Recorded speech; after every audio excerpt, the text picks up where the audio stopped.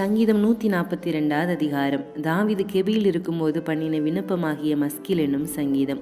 கர்த்தரை நோக்கி சத்தமிட்டு கூப்பிடுகிறேன், கர்த்தரை நோக்கி சத்தமிட்டு கெஞ்சுகிறேன். அவருக்கு முன்பாக என் சஞ்சலத்தை ஊற்றுகிறேன், அவருக்கு முன்பாக என் நெருக்கத்தை அறிக்கையிடுகிறேன். என் ஆவி என்னில் தியங்கும்போது நீர் என் பாதையை அறிந்திருக்கிறீர். நான் நடக்கிற வழியில் மறைவாக எனக்கு கண்ணி வைத்தார்கள்.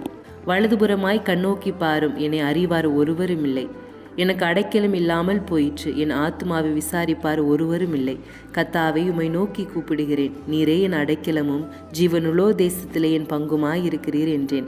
என் கூப்பிடுதலுக்கு செவிகொடும், நான் மிகவும் தாழ்த்தப்பட்டேன். என்னை பின்தொடர்கிறவர்களுக்கு என்னை தப்புவியும், அவர்கள் என்னிலும் பலவான்களாயிருக்கிறார்கள்.